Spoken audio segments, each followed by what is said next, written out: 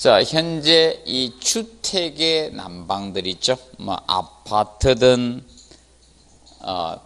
공동주택이든 단독주택이든 현재 쓰고 있는 것이 무슨 난방? 복사난방입니다. 아파트의 이 난방이 바로 복사난방이 주난방으로 쓰고 있는 겁니다.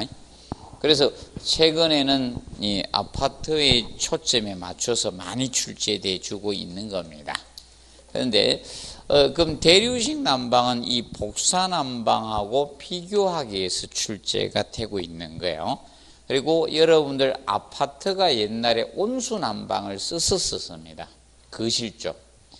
거실에 보면 마루너를 공사했을 때 옛날에 거실 쪽에 라제트 방열기를 설치해 놨었어요. 그래서 거기에다가 수건 말리고 이런 걸 많이 하셨었죠? 그런 기억이 없습니까? 양말 빨아가지고 양말 딱 걸려놓으면 바짝 마르잖아요. 자, 그래서 이 복사난방은 자, 이겁니다. 복사난방은 일반적으로 거기와 같이 525페이지 하단과 같이 이렇게 우리가 공사를 합니다. 자, 그러면 사실 복사난방은 이거잖아요. 바닥에다가 이 코일을 깔죠. 배관을 깔아가지고 바닥에 이 배관을 깔아 놓습니다. 그러면 보통 단면으로 자르게 되면 여러분들 이 온수 파이프를 공사를 해가지고요. 이 온수 파이프를 일정한 간격으로 이렇게 설치를 해서 이 안에다가 무엇을 보낸다? 뜨거운 물인 온수를 보내는 거예요. 파이프 안에 온수를 보내서 이 바닥을 어떻게 가열하는 거예요. 바닥을 데워서 이 복사열을 방출해서 난방을 하는 거예요. 이 열복사를 이용하는 거죠. 복사열을 우리가 방출해서 난방을 하는 거, 이것을 복사난방이라고 합니다. 그러면 이 복사난방은 여기 자 장점에 보시면 방열기 라제트를 설치를 한다 안 한다? 안 하죠. 바닥에다가 매립배관을 해가지고 물을 보내서 합니다. 그래서 그 장점에 보시면 1번 방열기가 없으므로 자 방의 바닥 면적 이용도가 어떻게 높아진다. 자 이거죠. 현재 우리도 없잖아요. 라제트가 없으니까 맞죠? 우리는 온풍난방하고 있지. 온풍난방에 이렇게 쾌감도가 좋아요, 안 좋아요? 안 좋죠. 졸음 오죠. 특히 첫째 시간에 졸음이 더 많이 오죠. 식사하고 딱 갔는데 막 따뜻한 공기 막 분치니까 공기도 이 쾌적도도 안 좋은데 위에가 떳떳하니까 졸리죠. 그 다음에 이번에 복사열에는 실내 온도 분포가 제일 왠가 하면 이거죠. 공기를 데우게 되면 더운 공기는 위로 올라가고 차가운 공기가 아래에 있거든. 온도 분포가 커질 수밖에 없는 거예요. 그런데 얘는 있잖아요. 바닥이 추워야 되는데 바닥에서 열을 방출하거든. 그러면 상하 온도 차가 뭐다? 거의 차가 별로 안 나는 방식이 뭐다? 이게 됩니다. 그래서 쾌감도가 제일 좋습니다. 그래서 쾌감도 순서가 이렇게 돼요. 자, 여러분들 이 쾌감도 순서는 제일 좋은 게 뭐다? 복사예요.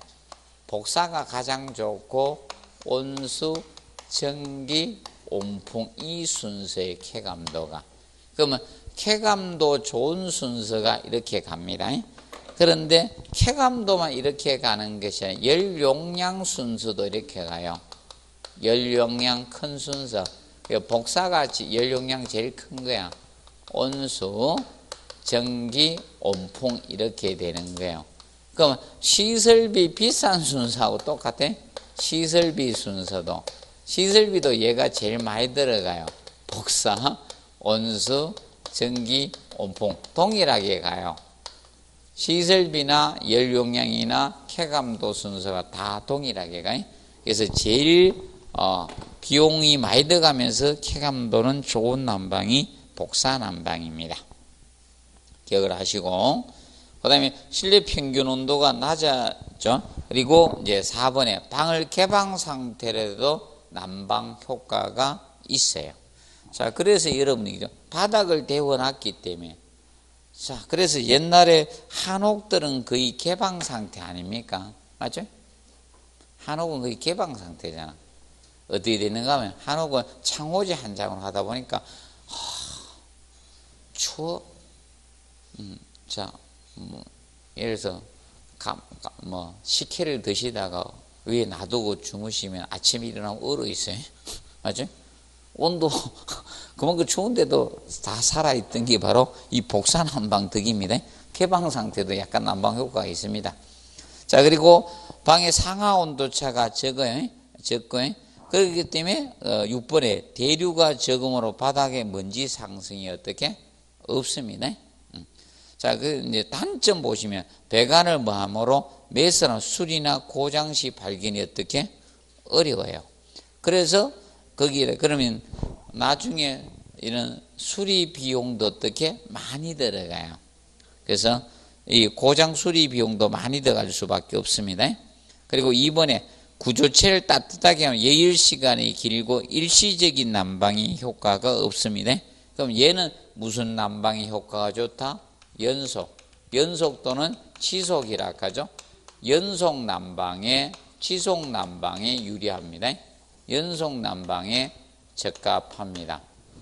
그러면 연속 난방에 적합한 것은 이 두 가지, 복사나 온수 있죠. 얘들이 연속 난방에 적합도가 있고, 그 다음에 전기나 온풍은 뭐다? 일시적인 난방에 적합합니다. 일시적인 난방. 그래서 보통 가늘 난방이라고도 해요. 가늘 난방. 여기에 적합합니다. 얘들은 여기에 적합하고요. 전기나 온풍은. 열 용량이 적은 것들은 여기에 적합도가 있다라고 보시면 됩니다. 자, 그리고 외기온도 급변 방열량 조절이 어려워요. 왜인가 하면 얘는 구조체를 데워서 어떻게 열을 방출해야 되다 보니까 그것이, 자, 방열량 조절은 어렵습니다. 그리고 방열면 휴면의 열 손실 단열재 시공을 해야 됩니다. 그래서 이 단열재는 어디나 똑같아요. 단열재 등급에 따라서 두께는 달라집니다. 등급이, 자, 가, 나, 다, 라 등급으로 나누어집니다.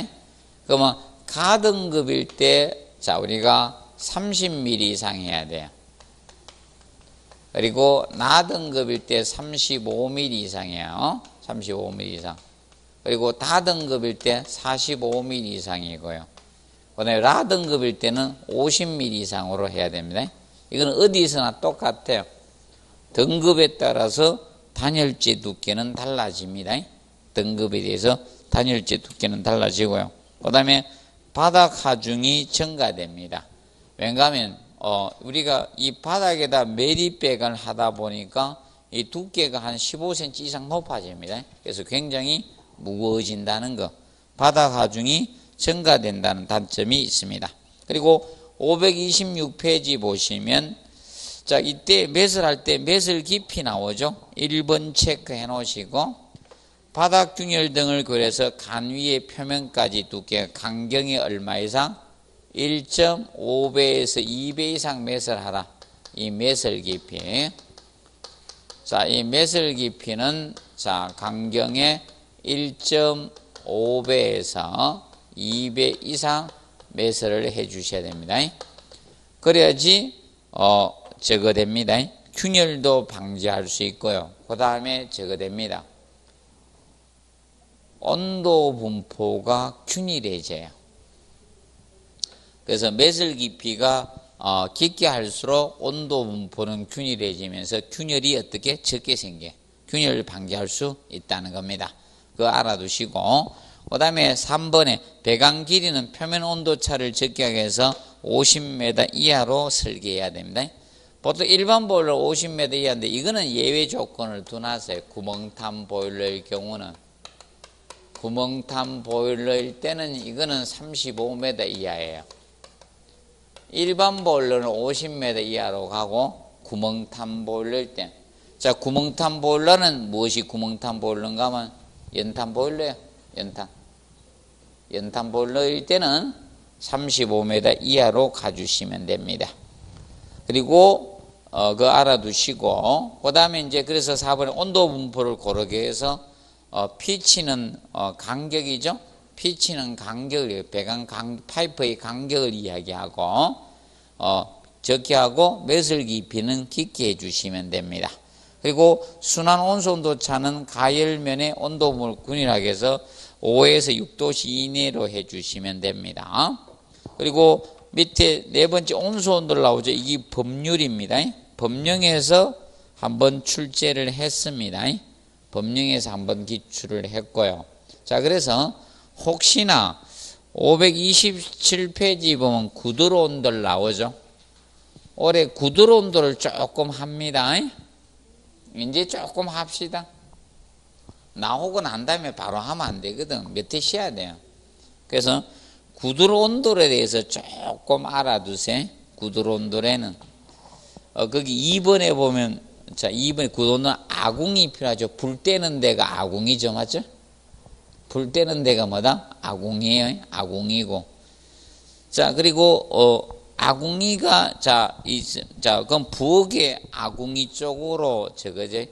아궁이에서 불을 떼다 보니까 가스도 생기고 산소도 공급을 해줘야 되겠죠? 그래서 환기구하고 뭐다? 공기 흡입구가 필요한 거죠. 맞죠? 자, 왜 그런가 하면 여러분들 이거잖아요.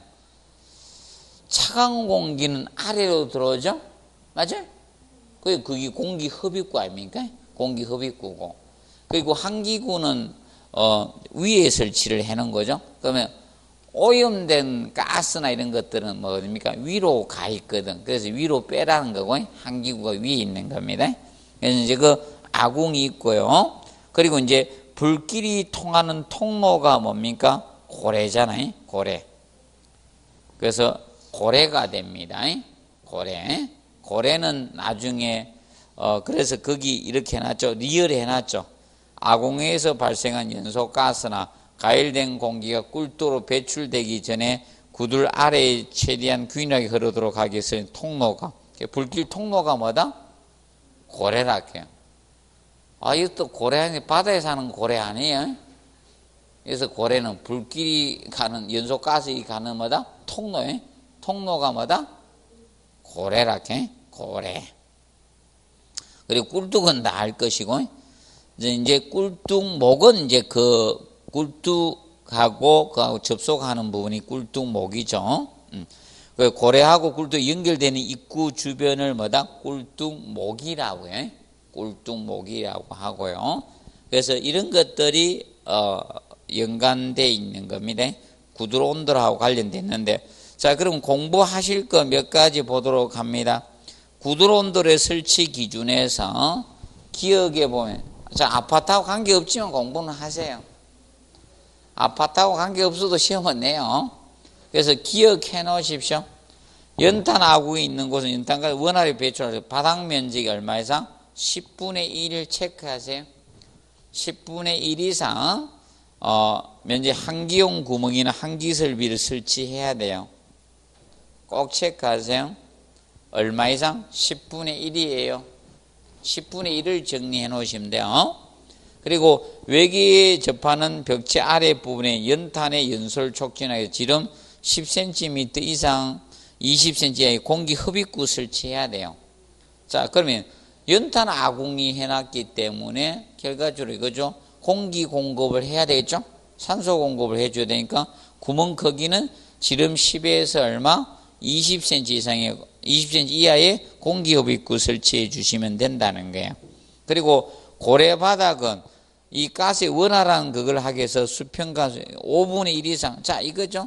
고래의 경사도를, 자, 그 고래 바닥에 대해서 경사도를 이야기하겠죠. 그럼 그 뒤에 위에 그림 보면 이렇게 고래 이렇게 경사 지어 놨잖아. 고래 해가지고. 거기 고래 해가지고 해놨죠.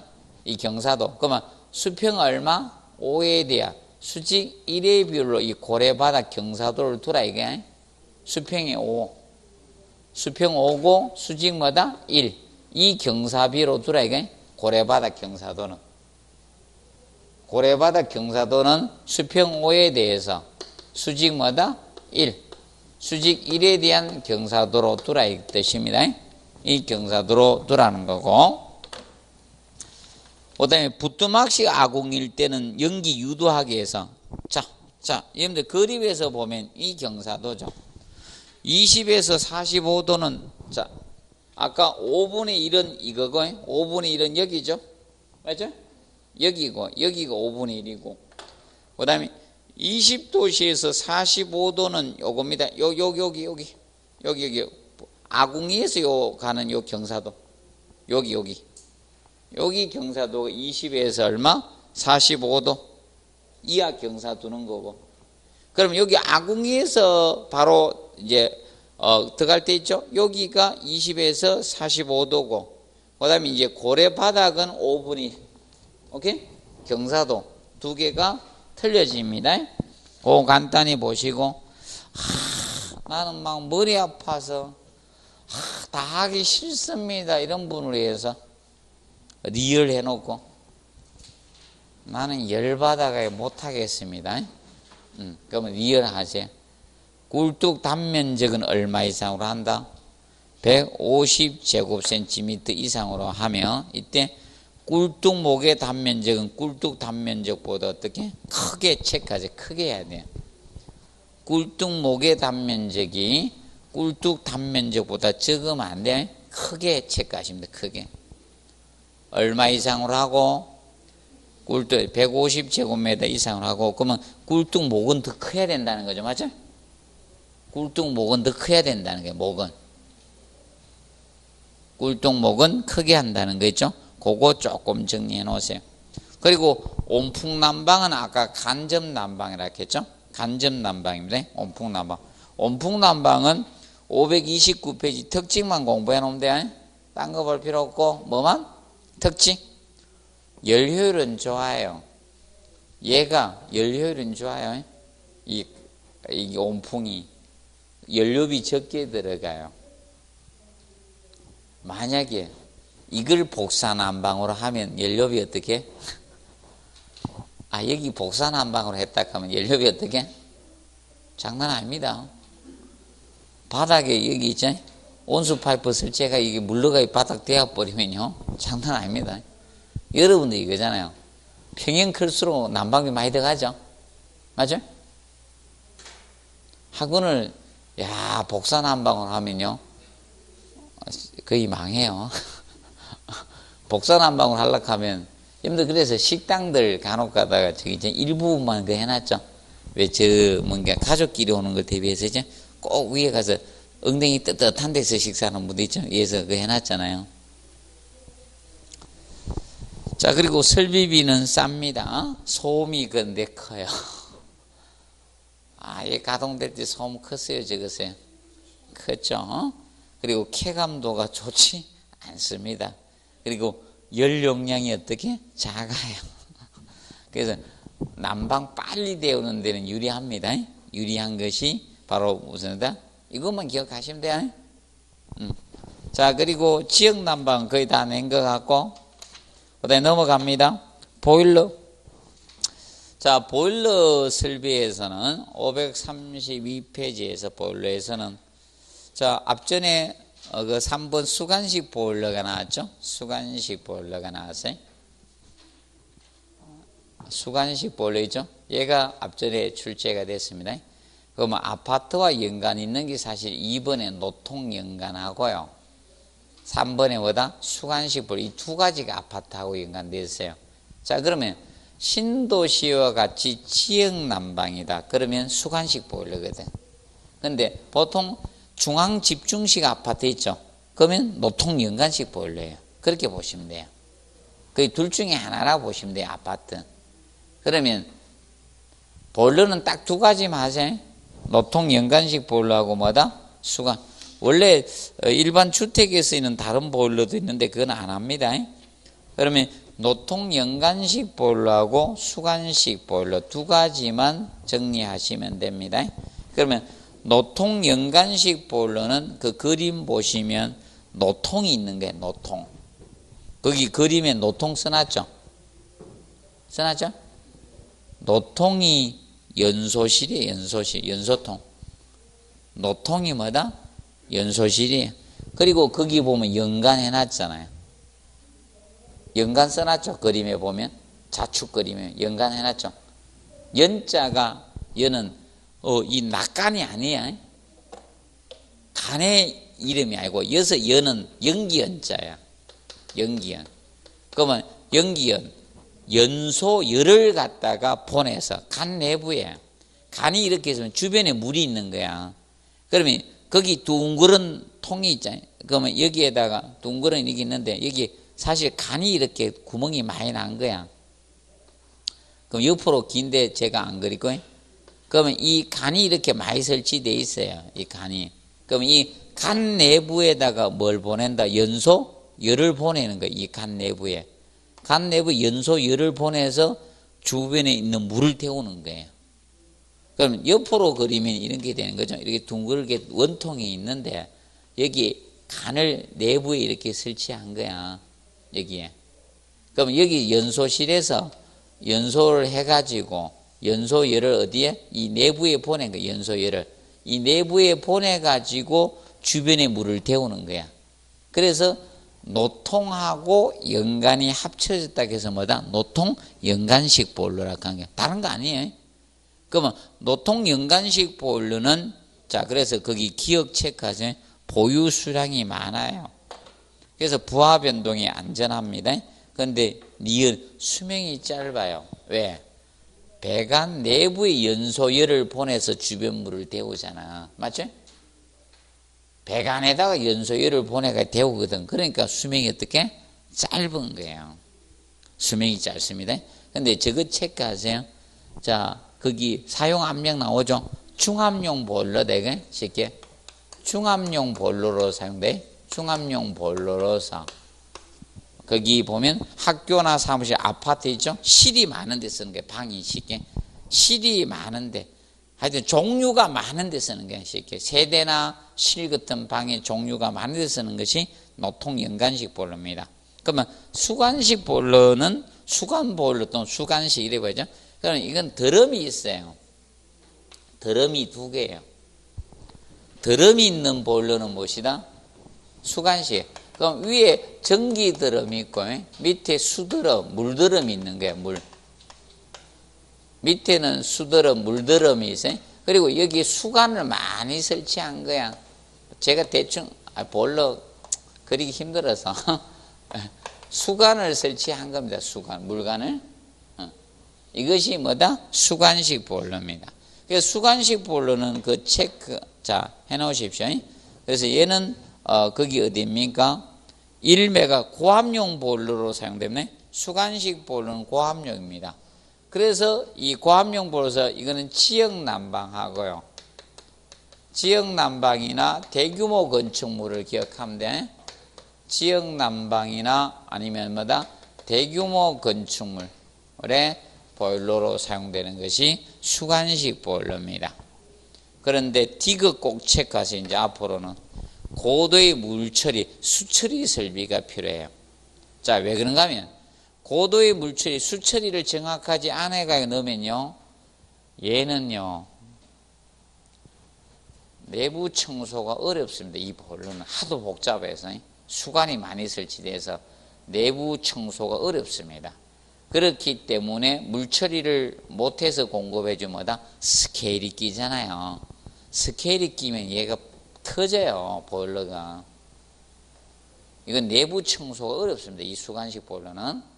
그렇기 때문에 급수 처리를 정확히 해서 연수로 만들어서 공급을 해줘야 돼요. 절대 ppm 높은 물 공급해주면 굉장히 위험합니다. 터져버립니다. 수관이. 파열됩니다. 그래서 얘는 그것이 필요하다는 측면 기억을 해 놓으시고, 앞전에 수관 보일러 찾는 게 시험에 나왔습니다. 자, 그리고 535페이지 보시면 535페이지 보일러의 효율과 능력 표시 개념이 나와요. 보일러 마력 있죠? 요거는 출제가 되었습니다. 기출됐고요. 1보일러 마력은 1시간에 100도씨 물 15.65kg을 전부 전기로 정발시킬 수 있는 정발 능력 1 보일러 마력이라 이렇게 요걸 시험을 했습니다. 그래서 1 보일러 마력의 상당 정발량은 얼마다? 15.65kg per hour다 이 뜻이야. 15.65. 그러면 100도씨 물 15.65kg을 전부 전기로 정발시킬 수 있는 능력을 무슨 능력이라나? 자, 1 보일러 마력이라 칭하겠다. 이 개념이 언급이 되었습니다. 자, 그리고 이제 밑에 보시면 보일러 효율 나오죠? 보일러 효율. 이것도 기출됐습니다. 원래 보일러 효율은 기본식이 여기서 출발한 거야. 보일러의 전격 출력. 자, 전격 출력을 구하는 방법이 첫 번째 전격 출력은 이렇게 갑니다. 연료의 소비량에다가 곱하기 사용량이죠. 곱하기 연료의 발열량에다가 발열량 곱하기 효율 곱하기 비중을 한 거예요. 이것이 기본식이에요. 전격 출력. 전격 출력을 구하는 기본식이 이거예요. 전격 출력은 자 이렇게 할 수 있고, 자 그리고 두 번째, 자 전격 출력을 구하는 방법은 난방부하를 구해가지고 급탕부하. 이건 냉난방 난방하고 급탕하고 물 공급도 하는 거. 그럼 여러분들 집에 보일러들이 난방도 하고 뭐도 합니까? 급탕도 하죠. 맞아요? 그럼 여러분들 저거죠. 급탕만 하면 저거죠. 뜨거운 물만 데우는 순간 온수위, 그거는 급탕만 하는 거잖아. 예를 들어서 저런 데 있잖아요. 미용실에 저거 있죠? 물만 뜨거운 물만 데우게 하겠다 했죠? 그건 급탕만 하는 거고. 그러면 난방부와 급탕부와 플러스 배관에서 열 손실 생기잖아요. 배관부하. 그리고 제일 처음에 예열하는 예열부하가 들어가요. 이렇게 구하는 것이 전격 출력. 그래서 이거는 기출됐어요. 이거는 기출했어요. 이건 기출됐습니다. 그리고 세 번째, 자 전격 출력을 구하는 방법이, 전격 출력하는 건 그러면 이 세 가지 출력을 상용 출력이에요. 난방부하고 급탕부하, 배관부하 이 세 가지다는 게 상용 출력이야. 그럼 보일러 상시 사용하고 있을 때 출력을 상용 출력이야. 이렇게 상용 출력에다가 예열부하를 플러스 해도 돼요. 예열부하. 이렇게 해서 전격 출력을 구할 수 있거든요. 자, 그런데 여기에서 효율을 구하는 식하고 연료 소비량 구하라가 두 번 이미 기출이 됐습니다. 계산 문제는. 계산 문제 나왔고 전격 출력을 구하라 이건 안 냈어야지. 전격 출력을 구하십시오. 이건 문제 안 했습니다. 자, 그러면 어떻게 되는가 하면 결과적으로 효율을 앞으로 빼면 되잖아요. 효율을 빼면 같이 있던 애들은 뭐다? 다 분모로 내려오는 거야. 분모로. 같이 있던. 왜냐하면 이리 갔다가 나누면 밑에 와서 나눠야 되니까, 맞죠? 그래서 전격 출력을 나머지 요소로 나머지 연료의 소비량에다가 곱하기 자 연료의 발열량이죠. 연료의 발열량 곱하기 비중을 곱해서 백분율 한 거죠. 이게 효율인 겁니다. 그러면 연료의 소비량이 앞에 나갈 수 있고 연료 발열량을 구하십시오. 이것도 계산할 수 있는 거예요. 자, 무조건 전격 출력을 분자에 두고 나머지를 곱해서 나누면 돼요. 뭘 구하든 이렇게 구하시면 됩니다. 자, 그러면 몰라 뭐 또 드디어 낼 때가 다 안 됐나 봅니다. 자, 그래서 난방부하를 구하라. 난방부하 이렇게 구하면 돼. 난방부하는, 자, 난방부하는 방열 면적에다가 EDR에다 곱하기 표준 방열량을 곱해서 산정하면 됩니다. 표준 방열량. 자, 표준 방열량은 전기일 때는 0.756kW입니다. 곱하면 돼요. 근데 온수일 때는 0.523kW입니다. 이거 안 주어집니다. 외워야 돼요. 온수를 잘 봐두세요. 0.523kW가 됩니다. 면적당 523. 이걸 곱해서 계산하시면 돼요. 그러면 자, 상용 출력은 이건 전격 출력이고 전격 출력 이렇게 구하면 된다. 근데 상용 출력은 이 세 가지만 플러스하면 돼요. 보일러 상시 사용할 때니까 난방부하 플러스 급탕부하 플러스 배관부하 이 세 가지 요소만 플러스하면 무엇이다? 상용 출력이에요. 상용 출력. 그래서 이제 난방부하를 구하는 걸 알아두세요. 아직 안 냈어요. 개념만 언급만 했고 아직 계산 문제를 출제하지는 않았다. 자, 기억을 해 두시기 바랍니다. 그래서 정리해 두시고요. 그 다음에 537페이지 보면 방열기 설비가 나옵니다. 방열기. 자, 방열기 설비는 열을 방출하는 기구가 방열기 아닙니까?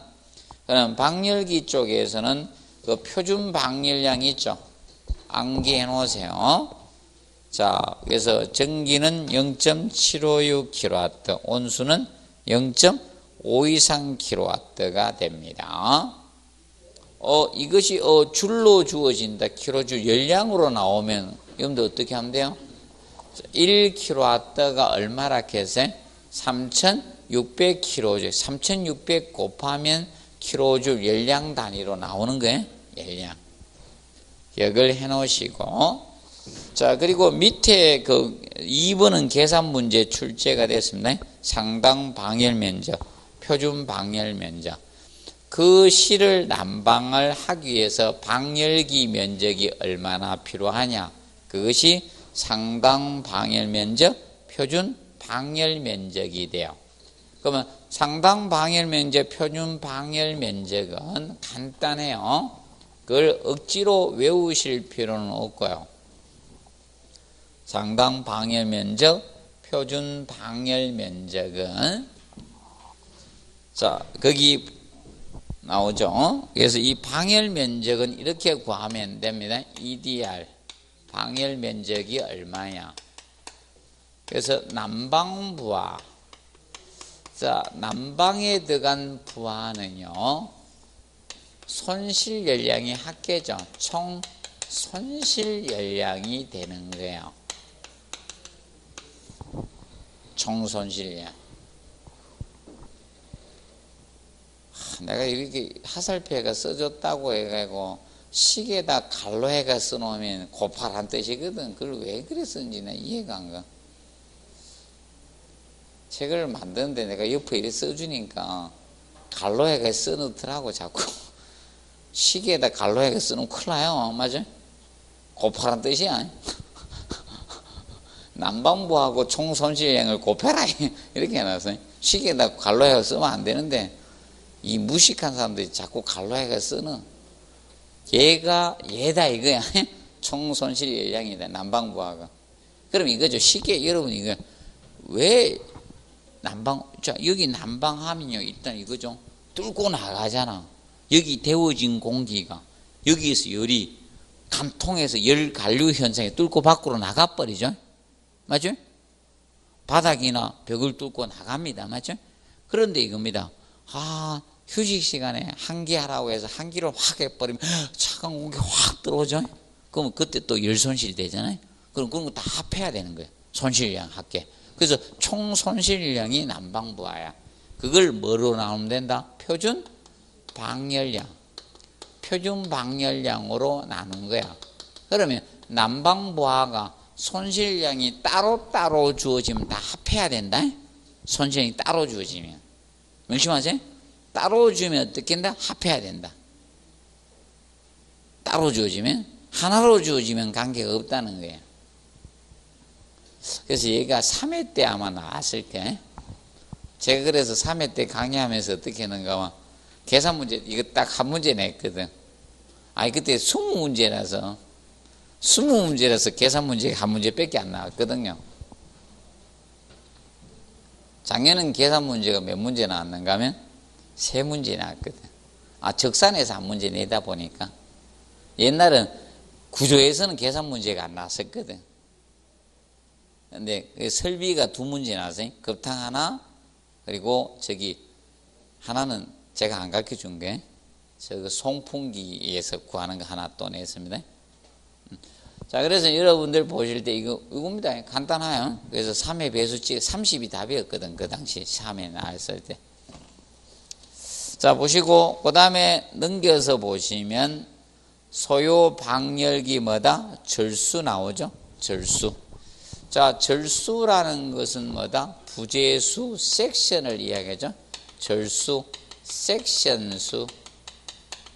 부재수다 이겁니다. 부재수. 자, 그러면 절수 똑같아. 난방부와 총 손실 열량을 표준 방열량. 그래서 표준 방열량은 암기를 해야 됩니까? 안 해야 됩니까? 해야 돼요. 안 주어집니다.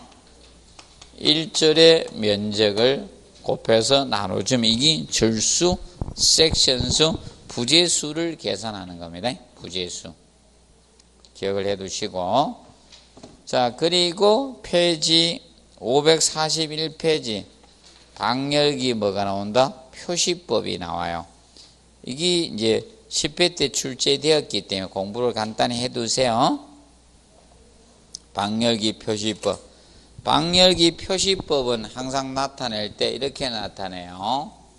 자, 이 3단으로 나타내는데 제일 위에 15든 16이든 18이든 이렇게 씁니다.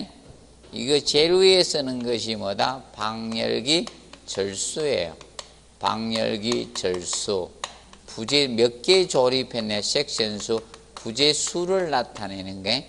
그럼 방열기 절수가 뭐다? 15절이 되게. 부재수가 15개 되게.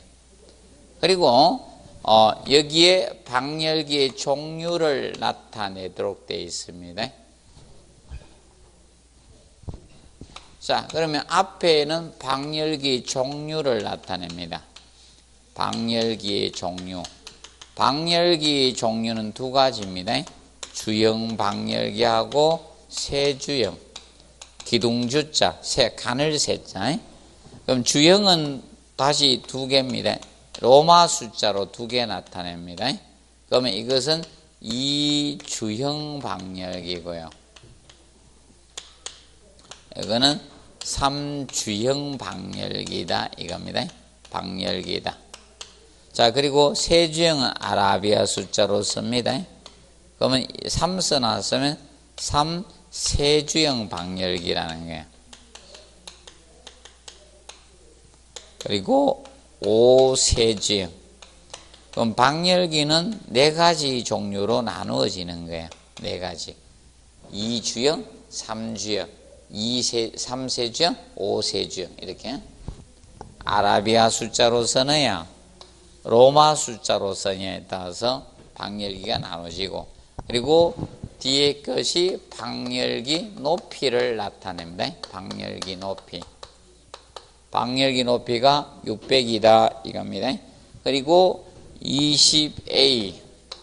자, 우리가 A는 뭐라 했어요? 밀리미터 간경, B는 뭐다? 인치 간경. 그럼 1B 또는 4분의 3B 또는 2분의 1B 쓰면 그건 인치 간경의 B를 나타내요. 그러면 이거 앞에가 유익간. 유익간이 20mm이고 유익간이 20mm 간경이다. 그리고 유출간이 얼마다? 20mm다 이 뜻입니다. 유출간이 20mm. 방열기 높이가 600mm다 이거죠. 600mm.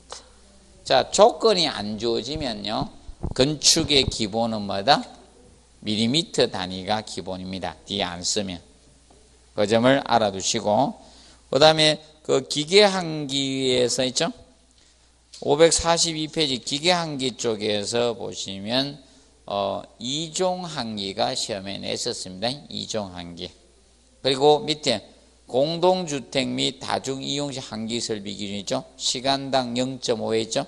기출했습니다. 0.5회. 그럼 시간당 0.5회라는 것은 2시간당 한 번 어떻게? 한기하라 이겁니다. 그래서 여러분들 한기했습니까? 노는 시간에 한기했습니까? 한기 팍팍 하셔야 돼. 자, 보시고. 자, 그리고, 넘어가 봅니다. 넘겨서. 자, 공기조화 및 냉동설비 파트가 나옵니다. 공기조화 및 냉동설비 파트. 자, 공기조화 설비는 공기를 알맞게 만들어서 공급해주는 설비가 뭐다? 공기조화 설비 개념이 되고, 그 다음에, 여기에서 냉동은 기본적으로 이겁니다. 공조를 하려고 하면 여름에죠. 냉풍을 만들어야 되잖아. 그 관련된 게 뭐다? 냉동설비가 되는 거예요. 냉동설비. 그렇게 보시면 되고. 자, 그러면, 먼저 548페이지 공기조화에서는 먼저 이거 먼저 간단하게 보고 갑시다. 그래서 공기조화 4요소에는 이 4가지 요소가 있어요. 알맞게 기온, 온도하고 온도를 적정 맞춰야 되죠. 그리고 습도하고 실내 뭐다? 풍속, 기류 속도, 그리고 공기 뭐다? 청정도입니다. 공기 청정도, 청결도가 되겠죠. 청결도. 이 4가지 요소가 공기조화의 4요소 개념이 됩니다. 그리고 석공기 선도는 18회 때 한번 기출을 했습니다. 18회 때. 자, 석공기 선도는 답을 엔탈피 쪽에다가 우리가 다루어서 출제를 했습니다. 엔탈피. 치읓 있죠? 치읓 있죠? 치읓 엔탈피 가지고 시험에 언급을 해서 냈고요. 자, 그러면 석공기 선도는 이 측면을 알아두세요. 석공기 선도는 석기하고 이 공기의 상태를, 석기하고 공기의 상태를 뭐로? 선호로, 그림으로 나타낸 겁니다. 그래서 550페이지 보시면 있죠? 석공기 선도 그림 나오죠?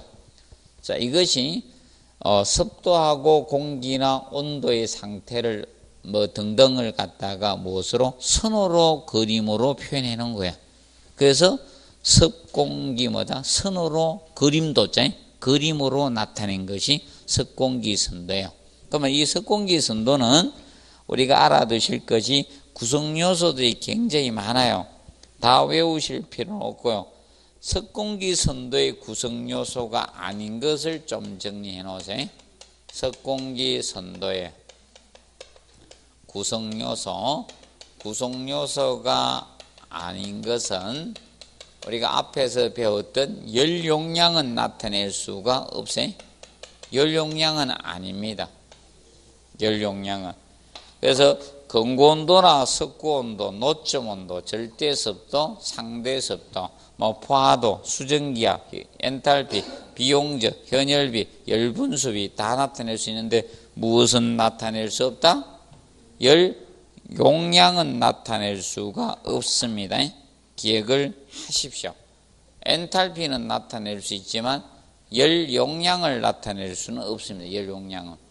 열 용량이라는 것은 어떤 재료가 축적할 수 있는 뭐다? 열량을 뭐다? 열 용량이라고 합니다. 열 용량을 나타낼 수는 없다는 점 기억을 해 두시고요. 그 다음에 550페이지 보시면 공기조화 설비의 구성을 보면서 자, 공기조화 장치 나오죠? 공기조화. 그래서 에어컨디션 그 기본 구성을 보면 551페이지 상단에 보시면 공기가 외기나 한기가 들어옵니다. 맞죠? 그럼 여기에서 자, 에너지 절약을 위해서는 뭘 쓰면 좋겠습니까? 전열 교환기를 보통 써서 하나 해주는 게 제일 좋은 거야. 그러면 사실상 이렇게 나타내면요, 에너지 절감으로 해서 외기가 외부에서 들어오잖아. 또는 공기가 되돌아올 거 아닙니까? 한기가 들어올 때 여기에 전열 교환기가 있으면 제일 좋겠죠? 전열 교환기는 에너지 절약을 위해서 한기는 하되 뭐다? 열을 해소하는 장치가 뭐다? 전열 교환기. 맞죠? 전열 교환기가 있으면 좋고요. 그런데 이거는 순서에 넣지는 마시고요. 있으면 전열 교환기가 먼저, 전열 교환기. 그럼 전열 교환기를 통해서 들어와요. 그래서 이제 여기서부터는 뭐 해야 돼요? 자, 뭐가 있습니까? 먼저 에어 필터. 에어 필터가 뭐다? 공기 여각이잖아요. 공기 여각이. 에어 필터가 먼저예요. 자, 그러면 에어 필터는 공기 조화 사요소 중에 이거죠. 공기의 청정도 또는 청결도라고도 하겠죠. 공기의 청결도. 청정도를 맞춰주기 위해서 어떻게? 공기 여과기를 통과시켜야 되는 거예요. 그리고 나서 먼저 무엇이다? 냉각 코일, 다음에 냉각 코일 과정을 가는 거야. 그럼 냉각 코일이 공기 냉각기죠. 공기 냉각기를 들어가요.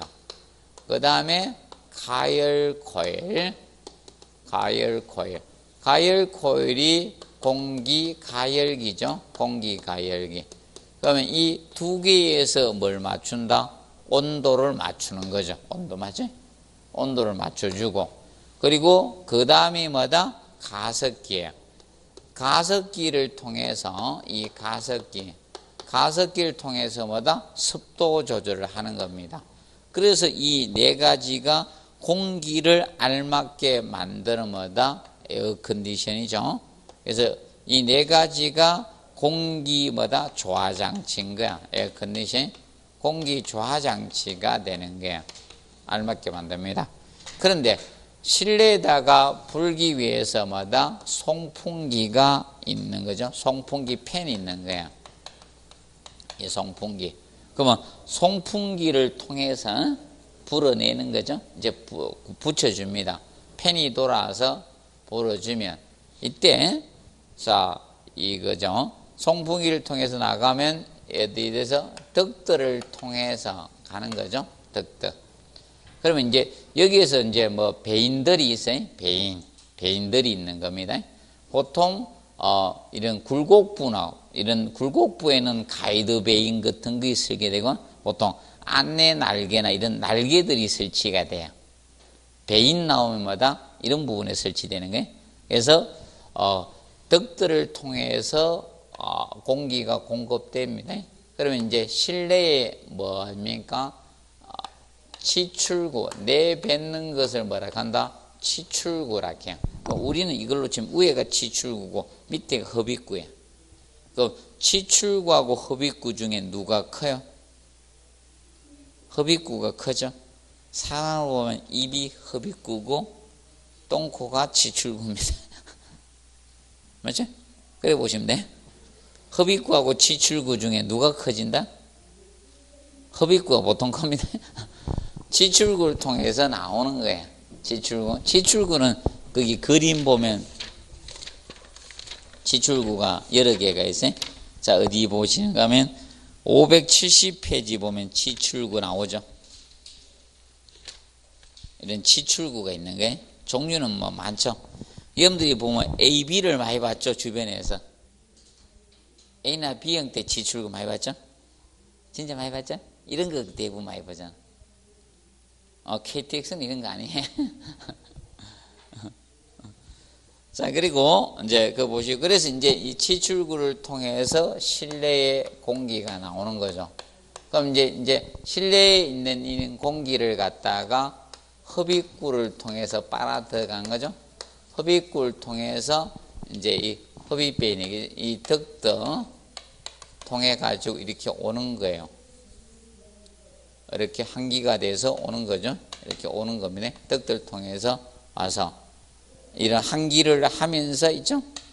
외기가 들어오면 한기를 시켜줘야 돼요. 신선. 그런데 주의할 것은 환기를 하면서 저거 되잖아요. 환기를 하면서 외부 차가운 공기 그대로 들어오면 난방 환기 어떻게? 난방 환기? 차가운 공기로 다 돼버리죠. 그래서 이때 환기는 하되 열은 해소해야 됩니다. 열은 해소하는 장 전열 교환기를 써주는 것이 좋은 겁니다. 에너지 절약을 할 수 있는 겁니다. 이렇게 된다. 기억을 해 두시고, 아직 순서는 안 냈어요. 에어컨디션과 관계없는 거, 그 시험 나왔고요. 공기조화장치. 그래서 일단 순서는, 자, 이거 알아도 돼. 전열 교환기가 나오면 먼저다. 그 다음에 뭐다? 에어 필터, 공기 여과기고. 혹시나 이제 나올 때가 돼서 세부적으로 해놔야 돼.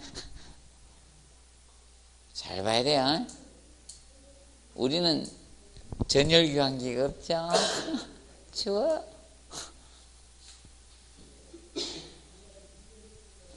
자, 그래서 이제 에어필터가 사람으로 보면 코털이에요. 맞지? 코털로 일단 그르고, 콧물하고 먼저 접촉하죠? 냉가 코일. 그 다음에 안에 흡파에 들어가서 가야 돼요. 맞죠? 그래서 이제 가습해가 나오잖아요. 습기가 포함돼서 나오죠? 그래서 호흡으로 내면 어떻게 됩니까? 에이, 습기 나오잖아. 오늘 집에 가면서 습기 나오는지 테스트 하세요. 맞죠? 가습해서 송풍합니다. 요 순서까지는 기억하세요. 전열 교환기가 있으면 먼저 앞에 온다. 외기 들어올 때. 이제 나올 때가 돼서 정확히 해야 돼요. 전열 교환기까지 먼저 해드렸습니다. 아마 전열 교환기 없으면 힘들어 죽을라 할 건데. 전열 교환기 나오면 어디에 넣어야 될지. 자, 기억을 해 두시고. 자, 그리고 553페이지에 조닝은 한 번 출제가 됐습니다.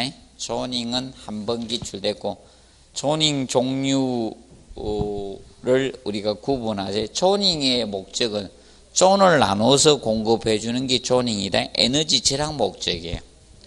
조닝의 목적은 뭐다? 에너지 절약이다. 밑줄 체크해서 에너지 절약입니다. 그 개요에서 마지막에 에너지 절약된다 나오죠? 에너지 절약을 목적으로 조닝, 존을 지역을 나눠서 공급해 주는 거예요. 근데 조닝 종류는 부하별 조닝이 있고 방위별 조닝이 있어요.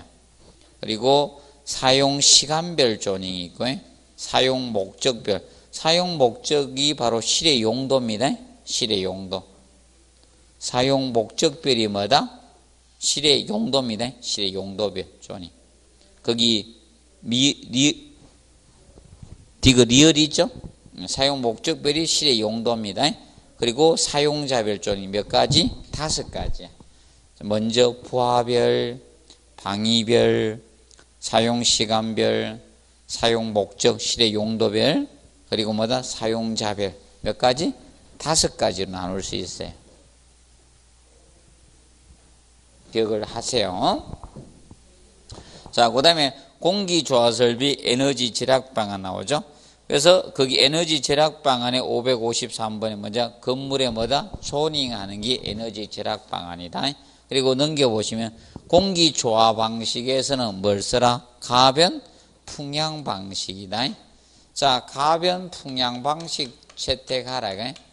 가변 풍량 방식. 단일 떡도 중에 무슨 방식? 가변 풍량 방식. 그래서 가짜를 뺄 수도 있어요. 단일 떡도 방식 중에 가변 풍량 방식을 채택해 주시면 됩니다. 그리고 열 해수 장치 쓰라는 겁니다. 그럼 열 해수 장치에서 대표적인 것이 바로 뭐다? 전열 교환기. 디귿의 열 해수 장치에서 자, 바로 전열 교환기가 있고요. 전열 교환기. 이거하고 무엇이 있는가 하면, 자, 히트 펌프. 히트 펌프. 자, 이걸 열 펌프라고도 하죠. 히트 펌프, 열 펌프. 이것이 열 해수 장치들이에요. 그래서 기억을 해 두시고요. 그래서 보통 이 히트 펌프는 어느 때 성적 계수가 좋아지냐, 이 난방이 좀 더 커집니다. 난방에서가 커집니다. 그리고 리얼에 보면 무슨 난방? 외기 냉방이 나요. 자, 외기 냉방은 중간기에 냉방 요소가 발생이 되잖아요. 그럼 외기 냉방은 이런 것이 외기 냉방입니다. 차가운 외기를 냉방에 활용하는 거예요. 차가운 외기를 냉방에 활용하는 거예요. 냉방에 활용하는 것. 이것이 외기 냉방이에요. 자, 그러면 여름철은 어떻게 합니까? 공기가 데워져 있기 때문에 차가운 외기가 아니잖아요. 그런데 봄이나 가을 같은 경우는 밖에 외기가 어떻게 차갑잖아요. 맞죠? 그러면 봄이나 가을에 냉풍을 공조기로 만들면 그만큼 어떻게 에너지 소비는 많이 될 거 아닙니까? 냉풍을 안 만들고 차가운 외기를 끌어들여서 냉방에 활용하는 것을 무엇이라 한다? 외기 냉방이라고 해요. 외기 냉방. 외기 냉방 이런 것이 바로 에너지 절약 목적적인 측면이 됩니다. 자, 그리고 에너지 절약을 하기 위해서 저거 해줘야 되죠. 공기 조화설비 했을 때. 자, 그래서 여러분들 저거죠. 출입구 있죠. 출입구를 저걸로 해놨잖아요. 회전문 아니면, 맞죠? 회전문을 설계하거나 아니면 저거 해놨죠. 이중문 구조 해놨잖아. 그럼 백화점에 가보면 1층에 보면 이렇게 되어 있죠. 회전문으로 설계되어 있거나 아니면 문을 열면요. 방풍실이 되어 있잖아요. 중간에 실이 있고 또 안에 문을 하나 더 이중문 구조죠. 방풍실 구조로 해놓은 거예요. 그것이 에너지 절감을 하기 위해서 그렇게 해놓은 겁니다. 자, 그리고 공기조화 부하 계산 있죠. 여기서부터는 잠깐 휴식하고 하도록 하겠습니다.